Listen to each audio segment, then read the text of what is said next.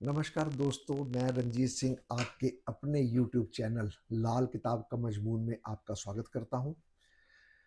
दोस्तों, आज आप सबकी फरमाइश पर मैं कुछ अलग अलग टॉपिक्स के ऊपर वीडियो बनाने जा रहा हूं,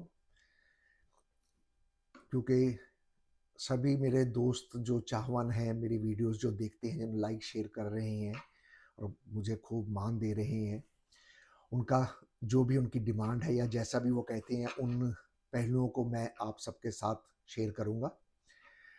दोस्तों, आज जो 2-3 टॉपिक मैं लेने जा रहा हूँ, उस टॉपिक में सबसे पहले तो मैं ग्रामर की बात करूँगा। उसके बाद हम उस होरोस्कोप पे जाएंगे जिस टॉपिक पे मैं ये वीडियो बनाने जा रहा हूँ, उस ग्रह पर जाएंगे। दोस्तों, पंडित जी ने किताब में लिखा है कि अगर 11वें घर में कोई ग्रह बैठा है, उसकी उस ग्रह की अगर आपने उस ग्रह का पूरा फल लेना है तो खाना नंबर 3 को जगाना जरूरी है। जब तक खाना नंबर 3 में कोई ग्रह नहीं आएगा, तब तक खाना नंबर 11 का ग्रह जो है नेक फल नहीं देगा। एक जगह तो पंडित जी ने ये लिख दिया, एक कंडीशन। दूसरी कंडीशन पंडित जी ने लिख दी कि खाना नंबर 11 का ग्रह जब तख्त पर आएगा, जिस साल लगन में आएगा असेंडेंट कुंडली के वर्षफल के हिसाब से, उस साल वो अच्छा फल देगा, बशर्ते वो किसी भी हालत का हो, वो अमूमन अच्छा ही फल देता है। मगर प्रैक्टिकल जो लोग अपने होरोस्कोप लाकर दिखाते हैं या जिनसे डिस्कशन होती है, वो यही कहते हैं कि प्रैक्टिकल में थोड़ा सा इसके विपरीत फल मिलते हैं। चलो, हर बंदे के अपने कर्म है, हर बंदे के अपने सिस्टम है, हर बंदे का अपना वास्तु है, हर बंदा के अपने ग्रह हैं। वो हो सकता है उनको डिफरेंट फल मिले, लेकिन हम बात सिर्फ लाल किताब की कर रहे हैं तो हम लाल किताब पर ही रहेंगे। देखिए, खाना नंबर 11 में अगर आज मैं जो ग्रह ले रहा हूँ, उसके लिए मैं जो वीडियोस में कमेंट्स आए हैं उसके अकॉर्डिंग जो ग्रह ले रहा हूँ वो है खाना नंबर 11 का चंद्र या खाना नंबर 11 का केतु या खाना नंबर 11 में इन दोनों का क्या फल है या इसे कैसे ठीक कर सकते हैं हम अपने कर्मों के द्वारा या दान पुण्य करके ठीक करने की कोशिश कर सकते हैं। देखिए, सबसे पहले तो चंद्र 11 के लिए पंडित जी ने यहां लिखा है कि ये यहां बैठा हुआ चंद्रमा अच्छा भी हो सकता है, बुरा भी हो सकता है। इस कंसेप्ट को हमने दिमाग में हमेशा रखना है। आपने अच्छे फल लेने हैं तो आप उसके जो मंदी कार्रवाइयां लिखी हैं ग्रह की वो ना करें। वो ग्रह ऑटोमेटिकली धीरे धीरे आपके अपने स्वभाव में ढल जाएगा। क्यों? क्योंकि आप उस ग्रह की मंदे स्वभाव को अडॉप्ट नहीं कर रही हैं। वहां बैठा लाल किताब में किसी भी घर में बैठे हुए ग्रह की मंदी चीजें, मंदी आशियां आप अडॉप्ट नहीं कर रही हैं, तो वो ग्रह आपको तंग नहीं करेगा। पहले पहले हो सकता है वो तंग करे, लेकिन धीरे धीरे वो आपके हिसाब से ढल जाएगा। यही लाल किताब की खूबसूरती है। तो चंद्र खाना नंबर 11 में पंडित जी लिखती हैं कि यहां का चंद्रमा शून्य है, सिफर है, जीरो है। यहां का चंद्रमा एक ऐसा दूध है जिसमें से आप मक्खन नहीं निकाल सकते। किसी काम ना आने वाला चंद्रमा पंडित जी कहते हैं। मगर यहीं पे ये चंद्रमा पंडित जी कहते हैं कि आपको सब कुछ देगा, धन दौलत पूत दूध सब कुछ देगा, अगर यहाँ के चंद्रमा के अकॉर्डिंग आप अपना जीवन बसर करते हैं। उपायों की बहुत ज्यादा जरूरत नहीं है जनाब अली। उपायों के बारे में मत पूछिए। आप उपाय उपाय बहुत बात की बात है सर। उपाय करवाने के लिए एक ज्योतिष को पहले पूरा निपुण होना पड़ता है, उसके बाद उपाय सजेस्ट किए जाते हैं। क्यों? क्योंकि उपाय जो है वो रेखा में मेखा लगाने के काम करते हैं। यूं ही 2 घंटे की वेबिनार लगा के, 3 घंटे की क्लास लगा के, 3 दिन की क्लास लगाकर हम उपाय नहीं बना पाएंगे। या ना बताइए आप किसी को उपाय, ये बहुत बुरी बात है मेरे ख्याल से। ये मजाक है ज्योतिष क्षेत्र का या इस विद्या के साथ।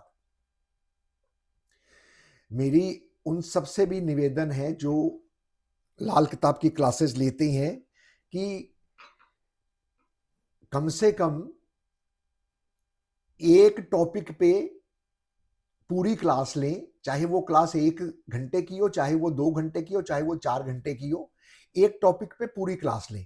जब तक एक टॉपिक पे पूरी क्लास नहीं हो जाती ग्रामर की, तब तक उस चैप्टर को जब तक क्लियर नहीं हो जाता, तब तक उस चैप्टर को बंद ना करें। फॉर एग्जाम्पल, मान लीजिए आपने बिल मुकाबिल का चैप्टर उठाया अपनी क्लास में, तो उस बिल मुकाबिल के जो पहलू हैं, जो उसके रिजल्ट्स हैं, कैसे वो खराब हो रहे हैं, उसको ठीक कैसे किया जाएगा, किसके द्वारा वो खराब हुए हैं, अब प्रैक्टिकल में क्या रिजल्ट्स आएंगे या कैसे ठीक होगा, ये सारी बातें जब तक क्लियर ना हो जाए तब तक आप उस चैप्टर को बंद मत करें। मैं सभी टीचरों से लाल किताब जो पढ़ाते हैं उनसे ये अनुरोध करता हूं। हालांकि अगर एक एक ग्रामर का एक एक चैप्टर भी हम ले तो 1 महीने में ग्रामर पूरी हो जाएगी, ये दावा है मेरा। 1 महीने में आप ग्रामर सीख सकते हैं और बहुत अच्छी तरीके से सीख सकते हैं। याद आपको करना पड़ेगा, लेकिन आपको कंसेप्ट जरूर क्लियर हो जाएंगे, है ना। तो क्योंकि कंसेप्ट क्लियर हो गया तो आप उपाय भी बना लेंगे, आप फलादेश भी कर लेंगे, है ना। तो उपायों पे मत जाइए, सबसे पहले कंसेप्ट को समझिए, उसके बाद आप उपाय खुद ब खुद बना लेंगे, आप उपाय खुद ब खुद कर लेंगे, करवा लेंगे या प्रिकॉशंस दे देंगे, कोई ऐसी दिक्कत वाली बात नहीं होगी। मैं बात कर रहा था चंद्र 11 की, जो कि पंडित जी ने अच्छा बुरा दोनों कहा। अब जो अच्छा कहा है वो तो लोगों के साथ होता रहेगा या वो अच्छा फल लेते रहेंगे, जो बुरा कहा है उसको हमने कैसे ठीक करना है उस पर हमें ध्यान देना चाहिए। बस ये मेरा मोटिव है कि हम अपने आप को कैसे ठीक करें, चंद्र 11 का अच्छा फल कैसे लें। देखिए, चंद्र 11 के लिए पंडित जी कहती हैं कि अगर आप 2 4 5 6 7 तरीके के परहेज कर लेते हैं या उपाय के नाम पे दान पुण्य कर देते हैं, तो ये खान नंबर 11 में बैठा हुआ चंद्रमा आपका अच्छा हो जाएगा। सबसे पहले तो मैं आपको एक बहुत बड़ी बात चंद्र 11 की या केतु 11 की या चंद्र केतु 11 की बताने जा रहा हूं। ये वीडियो अंत तक जरूर देखिएगा ताकि आपको चंद्र 11 या केतु 11 या चंद्र केतु 11 या चंद्र केतु की युति कहीं भी हो तो लाल किताब में हम लाल किताब ही कहते हैं कि दादी बैठे पोता ना खेले, दादी पोता एक साथ नहीं रह पाएंगे वगैरह वगैरह।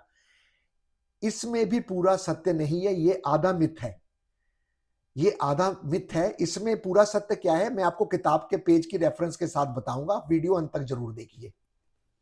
ऐसा नहीं लिखा हुआ है पंडित जी ने, उन्होंने कुछ अलग तरीके से हमें समझाने की कोशिश की। हम उस बात को नहीं समझ रहे हैं, हम सिर्फ एक लाइन को उठा के लोगों को गुमराह कर रहे हैं। दादी बैठे पोता चंद्र आपके 11 है, आप दादी पोता एक साथ नहीं खेलेंगे, एक साथ नहीं गए, वो कहते हैं हमारा हम तो रह रहे हैं। इसका भी तो कोई कारण होगा ना सर। चलिए उस पर भी आएंगे हम पहले बात कर रहे थे चंद्र 11 की। इसकी अगर 5 सावधानियां पंडित जी ने हमें लाल किताब में बताई हैं, अगर हम वो 5 सावधानियां लाल किताब की लेते हैं तो हमें चंद्र 11 बुरा फल नहीं देगा, वो अपने आप में कमिटमेंट ले लेगा, अपने आप में वो यूं समझिए कि कसम खा लेगा कि मैंने इस टीवी वाले का बुरा नहीं करना, यूं समझिए। क्योंकि बेसिकली तो ग्रह का स्वभाव ही हमने बदलना है, ग्रह को हम नहीं बदल सकते, हम अपना स्वभाव बदलेंगे तो हमारे अंदर जो ग्रह की तासीरें हैं वो ठीक हो जाएंगी। आप किसी ग्रह को नहीं बदल सकते सर, हम अपने आप को नहीं बदल सकते हैं, उसूलन देखा जाए तो ग्रह को कहां से बदल लेंगे। हम एक 10 किलो की 20 किलो की आटे की बोरी उठा के एक से दूसरी जगह नहीं ले जा सकते, हजारों टन इतना बड़ा ग्रह हम कहां से कहां कहीं कहां पहुंचा सकते हैं। ये सब तो बस कहने की बातें हैं कि ग्रह को वहां पहुंचा दिया, ग्रह को वहां भेज दिया, ग्रह को वहां कर दिया, ऐसा कुछ नहीं होता। जो ग्रह जहां है वही है। एनर्जी शिफ्टिंग हो सकती है कि आप कर रहे हैं तो उसकी कुछ एनर्जी, आर्टिफिशियल एनर्जी वहां आप क्रिएट कर रहे हैं। आपका चंद्रमा खाना नंबर 10 में बैठा है, शनि के पक्के घर में बैठा है, चंद्र शनि का दूषित योग बन रहा है आपके टेवे में। आपने वहां से चंद्र की चीजें जो उस खाने की है, जो चंद्र की हैं, वो चीजें लेकर आपने ट्रांसफर करनी है, कोशिश करनी है कि वो चंद्र, असल चंद्र तो वहीं बैठा रहेगा। आर्टिफिशियल चंद्र जो चीजें आपने उठाई हैं वो चीजें जब आप कहीं और रख रही हैं, किसी और दिशा में रख रही हैं, जल प्रवाह कर रही हैं, दबा रही हैं, स्थापित कर रही हैं, वो उसकी एक आर्टिफिशियल एनर्जी वहां क्रिएट हो जाएगी। जैसे वो एक होता है ना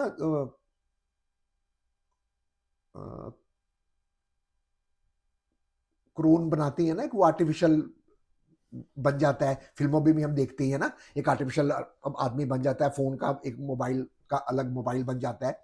वो चीज हम कर सकते हैं, वो हमारे हाथ में है। वो एक अच्छे एस्ट्रोलॉजर के हाथ में है कि आप एनर्जी एक अपनी अलग से क्रिएट कर सकते हैं, है ना। जैसे किसी भी ग्रह को हम उसकी एनर्जी को वहां पहुंचाने की कोशिश कर सकते हैं। जाएगी नहीं जाएगी वो सब बात की बातें है सर, ये गारंटी नहीं है कि आपने वहां रख दी तो वो जाएगी, लेकिन कुछ ना कुछ वहां एक्टिविटीज आपको पॉजिटिव जरूर नजर आएगी। ये एक इस विद्या का सत्य है जो कि इतने सालों से वर्षों से चलता आ रहा है, इसीलिए ये चलती आ रही है विद्या, क्योंकि इसमें सत्य है ये बात, है ना।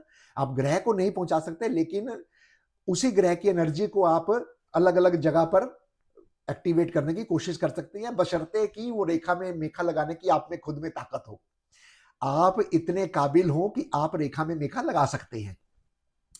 चंद्र 11 के लिए अगर आप, पंडित जी कहते हैं, पहला काम, अगर आपके घर में आए हुए मेहमान को बिना दूध और पानी के अगर भेज देंगे तो आपका 11 नंबर में बैठा हुआ चंद्र कभी भी ठीक नहीं होगा, चाहे आप जितने मर्जी उपाय कर लें। आपका क्या काम है चंद्र 11 वाले का, अगर कोई भी घर में आपके आया है तो आप सबसे पहले उस जातक को दूध पिलाएं। अगर दूध नहीं पिलाना चाहते, वो नहीं पीना चाहता, इट्स ओके, चलेगा। पानी जरूर पिलाएं, मीठा शरबत जरूर दें, कुछ ना कुछ उसे आप जरूर पीने को दें। चंद्र की अशियां दे तो ज्यादा बेहतर है, यानी कि दूध या पानी ये दे तो बहुत अच्छा है। इससे आपका नंबर 11 का चंद्र जो है वो नेक हो जाएगा। आप कर्मों से नेक करने की कोशिश कर रही हैं और वो हो जाएगा। सबसे पहला तो आप में बदलाव ये लाना है चंद्र 11 वाले को। अब चंद्र 11 के 5 चंद्र 11 के नहीं, चंद्र के 5 दुश्मन हैं बेसिकली। जो ये किसी से दुश्मनी करता है या कोई इनसे दुश्मनी करता है, ऐसे ले देकर 5 ग्रह हैं जो एक दूसरे से, चंद्र उनसे या वो चंद्र से दुश्मनी करती हैं। उन ग्रहों के बारे में आपको पता होना चाहिए, और साथ में ये भी पता होना चाहिए कि वो ग्रह आपके कैसी हैसियत के बैठे हुए हैं, नेक बैठे हैं, मंदे बैठे हैं, ये भी आपको पता होना चाहिए। नेक बैठे हैं तो आप नेक काम कीजिए, मंदे बैठे हैं तो आप उनको ठीक कीजिए, है ना। ठीक करने का तरीका जो पंडित जी ने चंद्र 11 में बताया, मैं वो तरीके आपको बताने की कोशिश कर रहा हूं। चंद्र के 5 दुश्मन, पापी, पापी का मतलब शनि, राहु और केतु। चंद्र दुश्मनी करता है शुक्र से, यानी कि चंद्र का भी दुश्मन शुक्र हो गया, पापी के साथ अब शुक्र भी मिल गया, जो सूरज के दुश्मन है। शुक्र और पापी सूरज के भी दुश्मन है, और शुक्र और पापी चंद्र के भी दुश्मन है। चंद्र या शुक्र एक दूसरे से, या पापी एक दूसरे से, चंद्र से दुश्मनी करते हैं। चंद्र बुध से दुश्मनी करता है, बुध नहीं करता लेकिन चंद्र करता है। तो इसका मतलब ये हो गया कि चंद्र की लिस्ट की कैटेगरी में 5 दुश्मन हम लेकर बैठे। बृहस्पति, मंगल और सूरज जो है दुश्मनी भाव नहीं रखता है चंद्र इनसे, या वो इनसे नहीं रखते, या उससे नहीं रखते चंद्र। अब पंडित जी कहते हैं कि नंबर 11 के चंद्र के लिए अगर आप 5 परहेज प्रिकॉशंस जिंदगी में लेकर चलते हैं तो आपको चंद्र 11 कभी मंदा फल नहीं देगा। पहली जो परहेज है, प्रिकॉशन है, वो ये है कि चंद्र का दुश्मन बुध, बुधवार के दिन आप अपनी बेटी या बहन की शादी ना करें। बुधवार के दिन आप व्यापार शुरू ना करें, नया व्यापार बुध के दिन शुरू ना करें। बुधवार के दिन आप कोई भी ऐसा काम ना करें जो बुध से संबंधित हो, राइट, ये ना कीजिए। आपको चंद्र 11 बुध से जो दुश्मनी कर रहा है, अब वो बुध के नेगेटिव फल आपको नहीं आएंगे, जो चंद्र 11 की वजह से बुध के नेगेटिव फल आ रहे हैं, क्योंकि चंद्रमा उसको दुश्मनी कर रहा है उससे। और जब एक दुश्मनी करे दूसरा ना करे, तो जो दुश्मनी कर रहा है वो तो उसको घूरेगा ही, वो तो उसको बुरी भला कहेगा ही, चाहे वो सामने वाला उससे दुश्मनी नहीं करता है, वो चाहे कुछ ना कहे, चुप हो जाए या जो मर्जी कहे, लेकिन जो दुश्मनी करता है वो तो बोलेगा ही। इसी तरीके से शुक्र, अगर चंद्रमा शुक्र से दुश्मनी करता है तो शुक्रवार वाले दिन आप अपनी या अपने बेटी या बेटे या घर में किसी की भी शादी जो है शुक्रवार वाले दिन आप ना करें। शुक्रवार की शादी इग्नोर करें। अपनी अपने रिश्तेदार की, अपने भाई बहन की, किसी की भी शादी शुक्रवार की आप इग्नोर कर दें। उसके बाद तीसरा ग्रह आता है शनि। शनिवार के दिन का मकान बनाना, मकान लेना, गाड़ी रिपेयर करानी वगैरह वगैरह, ये सब शनि से रिलेटेड है। मशीन लेनी, ये सब आप बंद करें। शनिवार वाले दिन आप शनि के कार्य ना करें जो स्पेशल प्योर शनि के हैं। राहु शाम का वक्त, सूरज छिप गया, तारे अभी निकले नहीं, जो ये शाम है, सूरज छिपने के बाद की जो अंधेरा आता है, तारे नहीं आए हैं, वो राहु का है। उस समय पंडित जी कहते हैं कि आप गुरु उपदेश सुनने ना जाएं या गुरु उपदेश ना सुने, कोई धार्मिक कार्य संस्थान में या प्रोग्राम में आप शामिल ना हो, जहां बैठकर आप कीर्तन सुन रहे हैं, धर्म कथा सुन रहे हैं, उपदेश सुन रहे हैं, है ना, कथावाचक से कथा सुन रहे हैं, ऐसी चीज आपने जो है राहु के समय में आपने नहीं करनी है। खास करके राहु का समय हो और वीरवार की पक्की शाम हो तो वो तो बिल्कुल ही अवॉइड कर दीजिए, और शाम के समय तो वैसे ही अवॉइड करना पड़ेगा आपको। पांचवा जो परहेज है वो पंडित जी कहते हैं केतु के वक्त, जिस तरह राहु का वक्त हमने सूरज छिपने के बाद का लिया, उसी तरह सूरज निकलने से पहले का जो समय होगा 2-3 घंटे का, जब तारे सारे छुप जाते हैं आसमान में और सूरज निकलने वाला होता है, तो वो जो पीरियड होता है जिसको हम अमृत वेला कहते हैं, वो सूरज निकलने से पहले के जो 1.5-2-2.5 घंटे होते हैं वो केतु की बेला होती है, केतु का समय होता है। उस समय आपने कन्यादान नहीं करना है, कन्यादान नहीं लेना है, किसी प्रकार का दान नहीं आपने करना है। रीति रिवाज से संबंधित आपने दान जो है वो नहीं करना है। बेसिकली कंसेप्ट ये है, रीति रिवाज से संबंधित। अगर आप कन्यादान करते हैं या लेते हैं तो चंद्र 11 का जो फल है वो केतु से संबंधित मंदा हो जाएगा। स्पेशली केतु जो है चंद्र को डैमेज करना शुरू कर देगा, वो तो उड़ेगा ही उड़ेगा, और साथ में केतु भी अपनी चीजें चंद्र को या उस 11 वाले चंद्र को नहीं देगा। इसके अलावा भी उपाय लिखे हैं, ये मैं आपको परहेज और सावधानियां बता रहा हूं। ये एक ऐसी बातें हैं जो हमारे बड़े बुजुर्ग जो हैं वो किया करते थे। बड़े बुजुर्ग जिनको इस ज्योतिष के बारे में ज्ञान था वो चंद्र 11 को देखकर ऐसी बातें किया करते थे। ये फैक्ट है और ये सच्चाई है। अब केतु 11 की बात करते हैं। केतु 11 के लिए पंडित जी कहते हैं कि केतु 11 होगा तो चंद्र जो है वो सिफर हो जाएगा, और जब चंद्र 11 होता है उस वक्त पंडित जी ने कह दिया कि केतु सिफर हो जाएगा। खान नंबर 11 में, पक्के घर कुंडली का खान नंबर 11 में जब चंद्र आएगा उस वक्त केतु 0 हो जाएगा, शून्य हो जाएगा। चंद्र तो होगा ही, केतु भी साथ में मंदा हो जाएगा। और इसी तरह अगर केतु 11 में आ गया तो चंद्र मंदा हो जाएगा। पंडित जी कहते हैं चाहे कहीं भी बैठा हो, वो कंसेप्ट अलग है, लेकिन फिलहाल मोटा सा आप समझिए। ये बातें मैं आपको उपाय करने के लिए नहीं समझा रहा हूं, ये बातें मैं आपको अपने होरोस्कोप के बारे में समझा रहा हूं, और उसके जो परहेज आप कर सकते हैं वो उसके बारे में समझा रहा हूं। मैं आपको मेडिसिन खाने के लिए नहीं कह रहा हूं, मैं कह रहा हूं कि अगर आपको खांसी है या बुखार है या कोई प्रॉब्लम है तो आप परहेज कर लें। खांसी है तो ठंडा पानी, खट्टी चीजें ना खाएं। बुखार है तो आप बर्फ के पानी से ना नहाएं, फैन को चला के ना सोएं, या जैसे डॉक्टर कहता है वो परहेज आप जरूर करें। ये वो परहेज मैं आपको बता रहा हूं, क्योंकि डॉक्टर नहीं मैं आपको बनाना चाह रहा, मैं आपको एस्ट्रोलॉजर नहीं बनाना चाह रहा, मैं आपको अपनी कुंडली में परहेज प्रिकॉशंस लेकर कैसे आप सुखी रह सकते हैं बिना होरोस्कोप दिखाए एस्ट्रोलॉजर्स को, बिना उपाय किए, मैं वो चीजें आपको समझाने की कोशिश कर रहा हूं। अब केतु 11 आएगा तो पंडित जी कहते हैं कि चंद्र 0 हो जाएगा, और चंद्र 11 आएगा तो केतु 0 हो जाएगा, और ये दोनों ही जो है औलाद के बहुत बड़े कारक हैं। हैरान मत होइए, चंद्रमा औलाद की पैदाइश में सबसे बड़ा रोल चंद्रमा का है सर। ये आप लाल किताब में आपको लिखा हुआ मिलेगा। चलिए, केतु 11 के समय अगर चंद्र मंदा हो जाता है यानी कि बच्चा नहीं कंसीव हो पाएगा। वालदेनी खून है ना चंद्र, वो कंसीव ही नहीं होगा।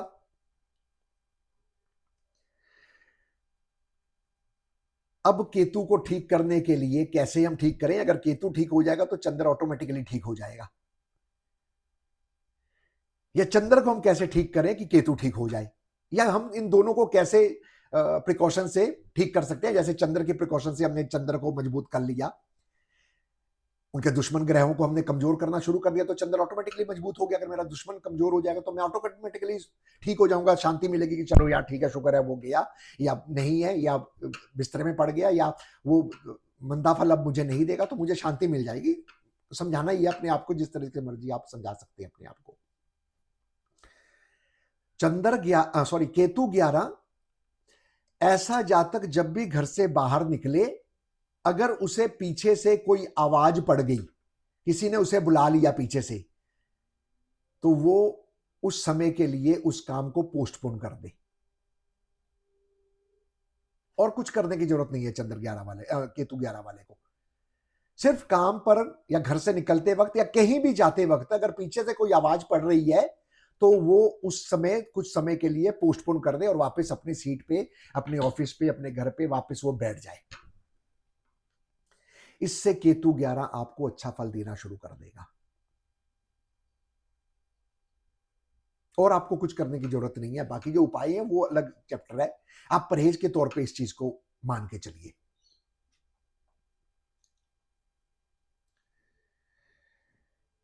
चंद्र केतु खाना नंबर 11, अकेले अकेले के परहेज तो हमने देख लिए, कर लिए। अब चंद्र केतु 11, खास करके 11 में चंद्र हो, दादी बैठे पोता ना खेले, केतु 11 हो, दादी बैठे पोता ना खेले। चंद्र केतु की इकट्ठी युति हो जाए तो भी दादी बैठे पोता ना खेले हम कहते हैं। खास करके 11 में हो तो फिर तो बिल्कुल ही कहते हैं। कहीं हो इकट्ठे तो भी कहते हैं। चंद्र के घर केतु आ जाए तो भी कह देते हैं, केतु के घर चंद्र आ जाए तो भी कह देते हैं। हालांकि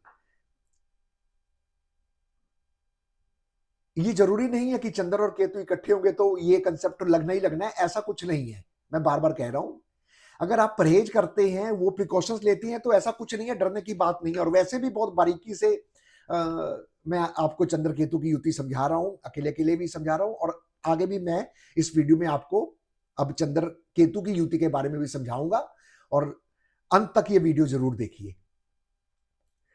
अब चंद्र केतु जब खान नंबर 11 में आएंगे, पंडित जी कहते हैं दादी बैठे पोता ना खेले। इसके लिए पंडित जी कहते हैं कि अगर ये कंसेप्ट तब लगेगा जब घर में दादी मौजूद है, मां मौजूद है। चाहे वो, वैसे तो उसूलन देखिए टेवे वाले मर्द की मां के बारे में कहा गया है, लेकिन हम पत्नी की मां को भी जोड़ लेते हैं। तो हमने जोड़ लिया कि मां, चाहे वो पत्नी की है चाहे पति की है, वो टेवे वाले की, दोनों की, हस्बैंड वाइफ की मां जो है उस वक्त मौजूद नहीं होनी चाहिए जिस वक्त इनके घर में औलाद पैदा होने का समय आया है। 43 दिन, पैदा होने के 43 दिन तक वो बच्चे का मुंह दादी पोता एक दूसरे को ना देखे तो फिर बढ़िया रहता है, कहते हैं ऐसे, लाल किताब में पंडित जी ने लिखा है। लेकिन वहीं पर एक बहुत बढ़िया बात लिखी हुई है जिसे आज तक मैंने हजारों स्टूडेंट में पढ़ा चुका हूं, हजारों नहीं, चलिए बहुत स्टूडेंट में पढ़ा चुका हूं। मैंने सबसे पूछा, किसी स्टूडेंट ने मुझे ये नहीं कहा कि इन बातों के अलावा हमें पढ़ाया हो। और सच्चाई ये है कि ना किसी ने ये कोशिश की कि मुझसे पूछे कि सर क्या ऐसी बात है जो आप ये बात पूछ रहे हैं, क्या और हमें आप बताना चाह रहे हैं, प्लीज हमें बताइए। किसी ने हिम्मत भी नहीं की, किसी ने एफर्ट्स भी नहीं किए, ना किसी ने बताया। या हो सकता है कि किसी ने वीडियो डाली हो, मुझे ना पता हो। लेकिन मैं आप लोगों के साथ ये बात शेयर कर रहा हूं कि जिस किताब को पढ़ के हम कहते हैं दादी बैठे पोता ना खेले, उसी किताब में पूज्य पंडित जी ने लिख दिया कि अगर टेवे वाले जातक की जिसके यहां औलाद होने वाली है, उसकी मां या दादी बेवा हो, अंधी हो, तो ऐसे जातक में दादी बैठे पोता खेले वाला कंसेप्ट 12 साल उम्र तक नहीं लगेगा। यानी कि उस घर में औलाद भी होगी और दादी पोता इकट्ठे साथ भी खेलेंगे, अगर दादी पहले से ही ब्लाइंड है या दादी पहले से ही विधवा है। यह लाल किताब की बात है, मैं अपने पास से नहीं बोल रहा। जो लाल किताब पढ़ते हैं वो किताबें खोल के ढूंढ ले और पढ़ ले। नहीं मिलता मुझे पर्सनल कॉल करें 9463414434। मैं उसमें आपको बताऊंगा किस पेज पे ये लिखा हुआ है। क्यों?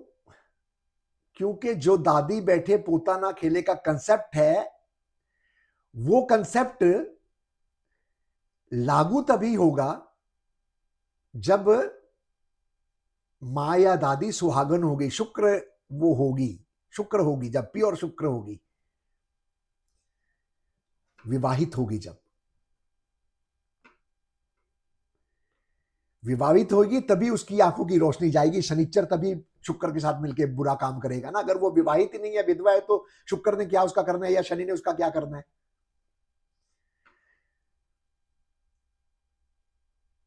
तो अगर टेवे वाले की मां पहले ही अंधी है, आंखों की प्रॉब्लम्स है, मोतिया उतर आया है या आंखों की दिक्कत रहती है, ट्रीटमेंट चलता रहता है रेगुलर रूटीन में, तो दादी बैठे पोता खेले वाला कंसेप्ट कैंसिल हो जाएगा। अगर वो पहले ही विडो है, टेबे वाले का पिताजी नहीं है, सिर्फ दादी है, माँ है टेबे वाले की, तो भी ये कंसेप्ट खत्म हो जाएगा।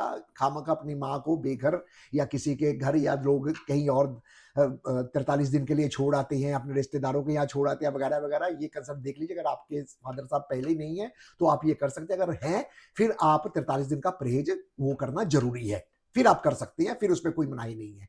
लेकिन ये पॉसिबल नहीं है ना, हो सकता है ना किसी के फादर साहब ना हो, क्योंकि हमारे प्रैक्टिकल में ऐसे देखने में आया है जिनके पति नहीं होते हैं, बेटे का बाप नहीं होता है, निजी वो तो है नहीं, चले गए। हजारों कुंडलियां आपको ऐसी मिल जाएंगी। हम उनको भी कह देती है कि माँ को भेज दो जी, बाहर भेज दो कहीं 43 दिन के लिए। ये ठीक नहीं है, ये अधूरी बातें हैं, इस ऐसे मत कीजिए। आप किताब को पढ़िए, किताब में साफ लिखा हुआ है, इसलिए मैं ये बातें करता हूँ। अदरवाइज मुझे कोई शौक नहीं है आप लोगों को ज्ञान बांटने का। मैं सिर्फ आप लोगों, मैं ये किसी को सिखा नहीं रहा हूँ। लोग यहाँ मेरी वीडियोस देख के कमेंट्स कर देंगे कि ये ज्ञानी ज्यादा बन रहे हैं, इनको ज्यादा आती है क्या लाल किताब। भाई साहब मुझे लाल किताब नहीं आती है, मैं लाल किताब पढ़ता हूँ और जो पढ़ता हूँ वही मैं शेयर कर रहा हूँ आप सबके साथ। मैं किसी को सिखाने की कोशिश नहीं कर रहा। हाँ, जो सीखना चाहता है वो पर्सनल मुझे फोन करके मेरे पास आ जाए, जूम के ऊपर कनेक्ट हो जाए, मैं उसे क्लासें देने को तैयार हूं। लेकिन मैं अपनी वीडियो के माध्यम से किसी को टारगेट या किसी को मैं समझाने की कोशिश नहीं कर रहा। मैं आम जनता से बात कर रहा हूं, जिसे मैं ये समझाने की कोशिश कर रहा हूं कि आप उपायों पे मत घूमिए, रीलों पे मत घूमिए। 1 मिनट में करोड़पति बनने का, 1 मिनट में मकान बन जाएगा, 1 मिनट में आपका बच्चा पैदा हो जाएगा, 1 मिनट में आपकी शादी हो जाएगी, 1 मिनट में ये हो जाएगा, वो हो जाएगा, जॉब लग जाएगी, ऐसे चीजों में मत जाइए। ऐसा कुछ नहीं हो सकता। अगर ऐसा होता तो वो खुद रीले बना बनाकर यूट्यूब में डालते। ऐसा नहीं होता है।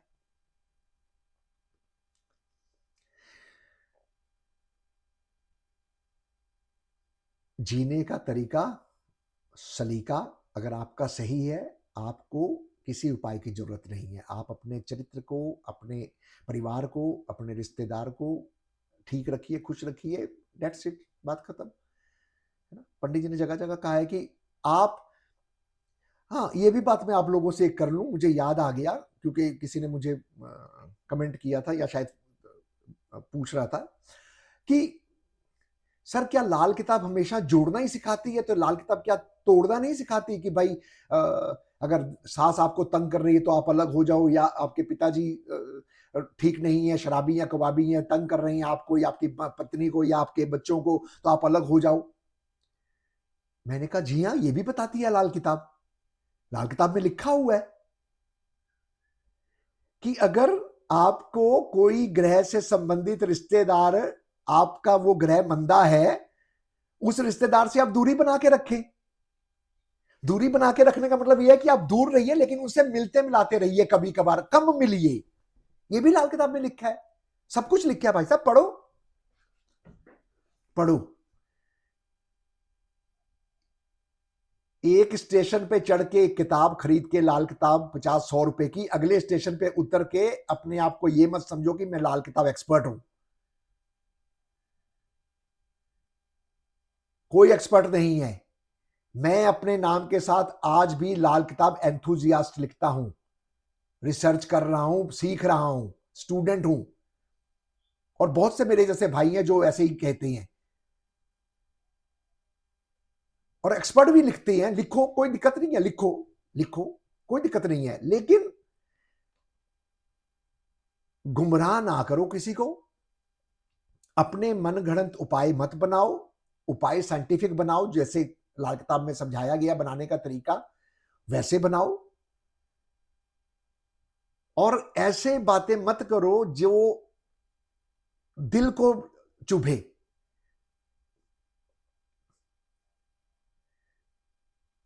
राहु खाना नंबर 7, नहीं पहले मैं चंद्र केतु को पूरा कर लूं, फिर मैं आगे आपको बताता हूं। अब चंद्र केतु वाले को कैसे ठीक रखना है अपने ये ग्रह की दादी पोते का मेल बना रहे, बढ़िया हो और खुशहाल रहे उनकी जिंदगी। सबसे पहले तो चंद्र केतु वाले को अपनी सेहत का ख्याल रखना है, क्योंकि चंद्र केतु जिनके इकट्ठे होते हैं उनको सेहत से संबंधित प्रॉब्लम रहती है। उनको सेहत से संबंधी प्रॉब्लम रहेगी। उनको ऊपरी कसर कह सकते हैं, दिमागी टेंशन कह सकते हैं, डिप्रेशन कह सकते हैं, वहम कह सकते हैं, कुछ भी कह सकते हैं। मेरे पीछे कोई चल रहा है, मेरे आगे कोई चल रहा है, वहां कोई है, वहां कोई दिख रहा है, मेरे सोता हो तो मेरे छाती पे भार पड़ता है, पड़ती है, वो सब बातें ऐसे चंद्र केतु वाले करते होते हैं। और चंद्र केतु वाले को बीमारियां भी पेशाब से संबंधित लगती होती हैं, किडनी से संबंधित भी लगती हैं, और भी बहुत से फोड़े फिंसी ऐसी चीजें, बहुत से केतु की जो बीमारियां हैं चंद्र की हैं, वो बहुत सी बीमारियां हैं। मैं यहाँ सब बीमारियों का जिक्र नहीं कर पाऊंगा, लेकिन ये होता है, गठिया हो जाता है, नमूनिया हो जाता है ना। हार्ट से रिलेटेड प्रॉब्लम भी हो जाती है, क्योंकि हार्ट से रिलेटेड प्रॉब्लम सूरज चंद्र दोनों की है। और जब सूरज चंद्र दुश्मन से पीड़ित होंगे, सॉरी माफ कीजिएगा, थोड़ा ये गिर गया था। और जब चंद्र केतु पीड़ित होंगे, सॉरी सूरज चंद्र जब पीड़ित होंगे तो ये प्रॉब्लम देगा आपको। इसके लिए आपने परहेज क्या करना है, जब चंद्र केतु आपके इकट्ठे कुंडली में किसी भी खाने में बैठे हों, तो आपने क्या करना है, आपने जब भी पब्लिक टॉयलेट इस्तेमाल करनी है, पब्लिक टॉयलेट खास करके घर की टॉयलेट में भी आप ये नियम बना लें, या आप यूं समझिए कि जब भी आपने टॉयलेट इस्तेमाल करनी है, यूरिनल इस्तेमाल करना है, यूरिन जाना है आपने, यूरिनल इस्तेमाल करना है, उस वक्त सबसे पहले आप ये नियम बना ले कि आपने पानी पुश करना है।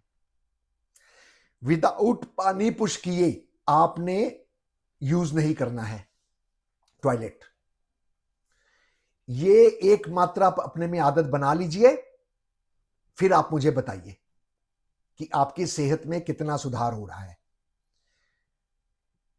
इसी चंद्र केतु की युति वाले, या चंद्र 11 वाले, या केतु 4 वाले भी कह सकते हैं, सूर्य छिपने के बाद दूध ना पिए, अवॉइड करें मिल्क से। घर में दूध को नींबू डाल के या फाड़ कर पनीर वगैरह ना बनाएं, चंद्र केतु वाले, चंद्र 11 वाले। ये देखिए, ये सब छोटी छोटी बातें हैं, ये परहेज है, ये कोई उपाय नहीं मैं आपको दे रहा हूं, ये मैं आपको जीने का एक तरीका बता रहा हूं कि आप अपने ग्रहों को कैसे ठीक रख सकते हैं।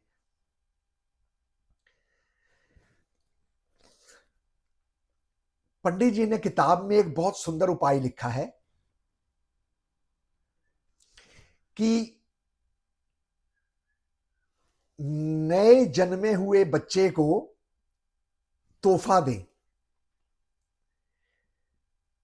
ये आप उपाय भी कह सकती हैं, ये प्रिकॉशन भी कह सकती हैं, ये आपके मन की श्रद्धा, प्यार, इज्जत सब कुछ कह सकते हैं। जिसके भी चंद्र केतु अपनी जन्म कुंडली में मिल रहे हैं, दृष्टि से मिल रहे हैं, युति से मिल रहे हैं, इकट्ठे बैठे हुए हैं, कहीं भी साथी ग्रह बनकर बैठे हैं, एक दूसरे को खराब कर रहे हैं, उस होरोस्कोप वाले को चाहिए कि वो होरोस्कोप वाला गिफ्ट के तौर पर बच्चे को कुछ दे। इस उपाय से, इस कोशिश से भी चंद्र केतु की जो युति है वो ठीक हो जाती है। चंद्र केतु अगर किसी के इकट्ठे हैं और पढ़ाई में परेशानी आ रही है, नहीं पढ़ रहा है बच्चा, पढ़ा हुआ नहीं समझ आ रहा है, दिमाग कहीं और है, दिल कहीं और है, सोच कहीं और है, पैर कहीं और है ना, पढ़ने बैठना नहीं है, उठ जाते हैं, इधर चले जाते हैं, उधर चले जाते हैं। तो इसको ठीक करने के लिए आप 3 केले, पीले 3 केले लेने, पीले हैं, हरा नहीं होना चाहिए बीच में, ये थोड़ा ध्यान रखिए तो बेहतर है। 3 केले आपने लेने हैं, वो तीनों केले आपने दान दे देने हैं, किसी को दान दे दीजिए, चाहे मंदिर में रखे आइए, चाहे किसी को दान दे दीजिए। ये काम 48 डेज तक आपने करना है रूटीन में। इससे वो बच्चा जिसके टेवे में चंद्र केतु इकट्ठा है, वो जातक जिसके टेवे में चंद्र केतु इकट्ठा है, चंद्र और केतु से संबंधित अच्छे फल मिलने शुरू हो जाएंगे। लोग कहते हैं बच्चा पढ़ता नहीं है, जिसके चंद्र केतु इकट्ठे हैं, आप उस बच्चे के द्वारा ये उपाय करवाइए, वो बच्चा अच्छे नंबर लेकर पास होगा और अच्छे नंबर आपको दिखेगा और उसमें चेंजिंग आपको दिखेगी। इसी तरीके से चंद्र यात्रा का कारक है। कहते हैं चंद्र के पांव में शुक्र की मिट्टी हमेशा लगी रहती है, यानी कि चंद्र हमेशा सफर में ही निकला रहता है। और चंद्र केतु जिनके इकट्ठे होते हैं, ये तो वैसे ही मतलब घूमते फिरते रहते हैं, डिप्रेशन में रहती हैं, परेशानी रहती हैं। तो जिसके भी चंद्र और केतु इकट्ठे हैं, ऐसा जातक भी अगर चाहे तो घर में कुत्ता पाल सकता है, लेकिन उसकी कंडीशन है, कुत्ता कौन सा पालना है, कितने पालने हैं, उसकी कंडीशन है ना। बाहर के कुत्ते की सेवा कर लिया करे, उसे खाने को कुछ दे दिया करे, तो भी चंद्र केतु की जो युति है वो ठीक हो जाती है। वीडियो के अंत में यहां मैं आपको एक स्पेशल बात बताने जा रहा हूं, जो आप ध्यान से सुन लीजिए। केतु 11 मेल के टेवे में अलग रिजल्ट्स देगा और फीमेल के टेवे में अलग रिजल्ट्स देगा, चाहे वो फीमेल घरेलू है, चाहे वो काम करने वाली है, चाहे वो हाउसवाइफ है, चाहे वो वर्किंग है लेडी। केतु 11 मेल और फीमेल दोनों के टेवे में अलग अलग फल देता है। इस बात का भी आपने ध्यान रखना है कि कौन सी बात मेल के टेवे में लगनी है, कौन सी बात फीमेल के टेवे में लगनी है। जब तक इन छोटी छोटी बातों को हम नहीं समझेंगे, तब तक हम यूं ही एस्ट्रोलॉजर्स के द्वारा हम गुमराह होते रहेंगे। उपाय के नाम पर हम बड़ी बड़ी रकम इनको देते रहेंगे, सब्ज बाग ये दिखाते रहेंगे और हम देखते रहेंगे। कहती है ना, सावन के अंधे को हरियाली ही नजर आती है। जो परेशान होता है वो, उसको बेचारे को वो चीजें नजर आती हैं, मैं मानता हूं, लेकिन क्यों ना आप अपने घर से ही परहेज, उपाय, प्रिकॉशन शुरू करके देखें। कुछ दिन, महीना, 2 महीना, 4 महीने, शायद आपको फर्क पड़ना शुरू हो जाए। अगर आपके पास होरोस्कोप नहीं है तो भी कोई बात नहीं है। अगर आपके घर में परिवार है, रिश्तेदार है, आप उनसे सबसे मिल बांट के रहिए, है ना। भाई घर में आता है, भाभी घर में आती है, बहन आती है, उनको हंस के बुलाएं, खिड़े मट्ठे जिसे कहते हैं ना, खिरे मट्टे, है ना, हंस के बुलाएं उनको, उनका मान सम्मान करें, उनको इज्जत दें। बहनों को, भांजियों को, भतीजियों को जाते वक्त कुछ ना कुछ शगुन के तौर पे उनके हाथ में जरूर रखें। बहन को मिठाई का डब्बा दें, मीठा दें। जरूरी नहीं है डब्बा बर्फी का ही देना है, किलो का ही देना है, आप 4 लड्डू छोटे डब्बे में डाल के दे दीजिए, बहन उससे भी खुश है। आप ये छोटे छोटे काम करके तो देखिए, ये हमारे संस्कार थे, ये हम करते थे। पहले बहनें आती थी राखी बांधने के लिए भाइयों को, तो भाई अपने घर से मिठाई का डब्बा और उसके ऊपर शगुन रख के, कपड़े रख के देते थे। आज बहनें आती है राखड़ी बांधने के लिए तो भाई मोबाइल से जीपे कर देता है। आप कीजिए जीपे, लेकिन दुकान है आपके पास में, आप एक मिठाई का डिब्बा लाइए बढ़िया सा बना के, जितनी आपकी हैसियत है उस मिठाई के डिब्बे से आप जो है दीजिए बहन को वो मिठाई का डिब्बा। देखिए आपको कैसे दिनों में आपको अच्छे रिजल्ट्स मिलते हैं।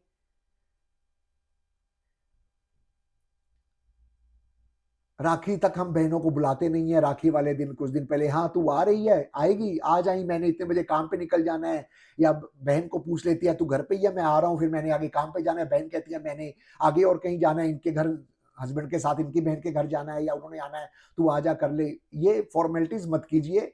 ये वो रिश्ते हैं जो बहुत किस्मतों वालों को मिलते हैं, बहुत मुकद्दर वालों को मिलते हैं।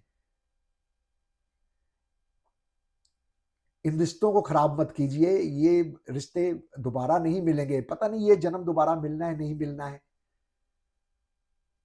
तो मेरी आप सबसे दरख्वास्त है कि रिश्तों को संभालें हम। मैं भी उन्हीं में हूं, ना जाने मुझसे भी कितनी गलतियां हुई हैं, या हो रही हैं, या हुई हैं।